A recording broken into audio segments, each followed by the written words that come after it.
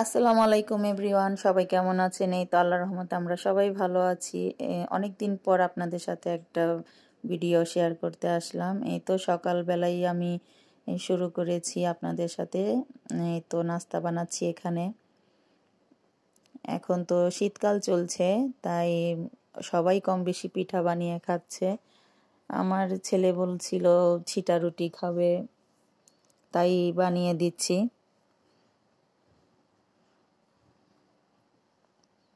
আপনাদের সাথে আমি আর কি শেয়ার করলাম যে অনেকে তো হাত দিয়ে ছিটা রুটি বানায়, তাই আরো অনেকে দেখায় যে বোতলে চালের গুঁড়ির গোলাটা ভরে তারপরে ছিটা রুটি বানায়, তাই সেভাবেও চেষ্টা করলাম। আমার নতুন কড়াইটা চুলার তাপে একদম দেখেন কিনারে একবারে তাপে তাপে কালার চেঞ্জ হয়ে যাচ্ছে। এখানে কিন্তু লাগছিল না, কিন্তু গুঁড়িগুলো আবার বসছিল না। এইভাবে বানানোর পর আমার কাছে লাগলো যে হাত দিয়ে ছিটিয়ে বানানো ওইটাই ভালো লাগে বোতলের চাইতে। অনেকেই তো দেখায় যে বোতল দিয়ে সুবিধা, কিন্তু আমার কাছে বোতলেরটা তেমন ভালো লাগলো না।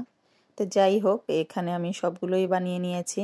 বাড়িতে আমার মেহমান ছিল, আমার খালামণিরা ছিল, আবার আমার বোনও এসেছে শ্বশুরবাড়ি থেকে, ওকেও আসতে বলেছিলাম, ও এসেছে।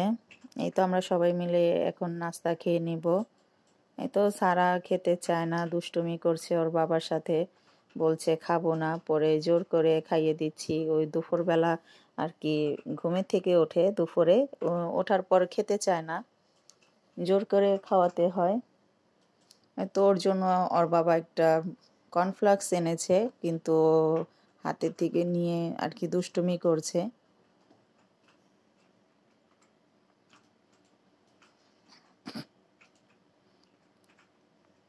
এখানে আর কি দুধটা গরম করে দিয়েছি, কিন্তু ওই দিতে চায় না, দুষ্টুমি করছে। আবার বলছে খাবে না, একবার বলে খাবো, একবার বলে খাবে না। তো যাই হোক, ছোট মানুষ দুষ্টুমি করে। তার মধ্যে আমার সারামনি একটু চঞ্চলও বেশি। এখন তো স্কুল বন্ধ, অফ টাইম, তাই একটু লেট করেই ঘুমায়, ওঠে।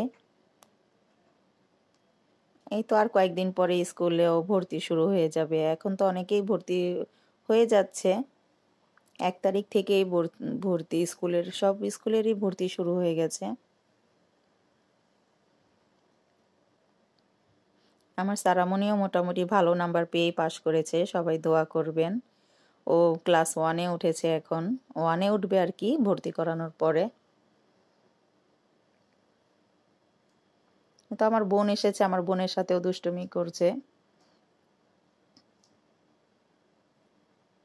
দুষ্টুমি করে দেখেন কতগুলো ঢেলে দিয়েছে। তো বলে যে না, আমি আরো ঢেলে দিব, পুরোটাই ঢেলে দিব, এত দুষ্টুমি করে। এই তো এখানে আমরা সবাই খেয়ে নেব। বুটের ডাল রান্না করেছিলাম এই ছিটা রুটি দিয়ে খাওয়ার জন্য।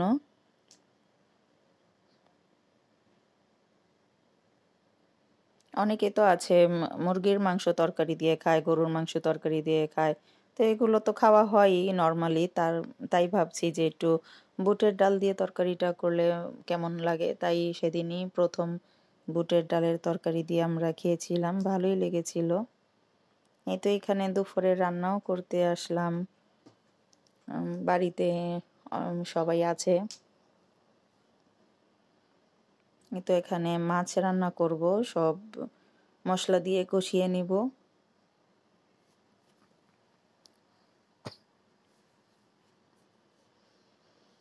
তো এখানে আলু আর মটর দিয়ে দিচ্ছি। এখন তো শীতকাল, মটর দিয়ে তরকারি রান্না করলে খুবই ভালো লাগে, আমাদের বাড়িতে আমরা সবাই খাই। আপনারা কে কে খান মটরের তরকারি, কমেন্টে জানাবেন। আলু আর মটর আর টমেটো দিয়ে তরকারি মাছ রান্না করে ভালোই লাগে। অনেকে আবার এই মটরটা খায় না, আমার ছেলেও এই মটর খায় না, একটুও খায় না। অনেকে এই তরকারিটাও খায় না, কিন্তু আমাদের এলাকাতে এটা খুব সবারই ফেভারেট, অনেক আর কি খাওয়া হয় বেশি।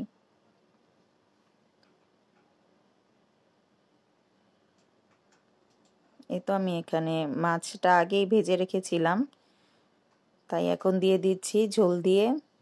এটা রুই মাছ দিয়েই মটর রান্না করব।